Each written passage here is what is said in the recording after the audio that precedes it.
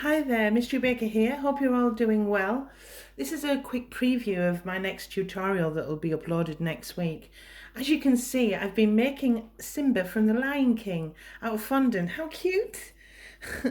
Now he's completely edible and he is for beginners, so I will be doing a step-by-step tutorial. I'll just take the lid off to show him off. He is so cute. And you'll be able to replicate this if you follow my step-by-step guide. I'm hoping to get that uploaded either Monday or Tuesday of next week. Behind him is my little woof, little puppy dog, and I do have a tutorial on how to make him too. This particular Lion King themed topper is going to be for a Lion King themed birthday cake, and I will be showing another tutorial on how I put that particular cake together, so that'll be useful for you if you're wanting to tackle something like that.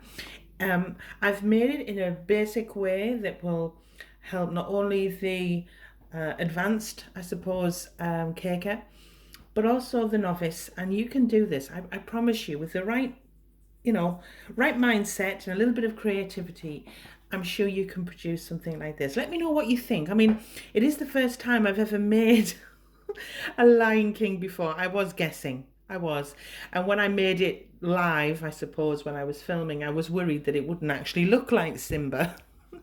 But I think he does. I think you get it. I think you know where I'm coming from. So hit the like button. I'd love to hear your comments on what you thought of him and what you think of my tutorial next week, if you're looking forward to it or not. And thanks for your time. Speak soon. Bye.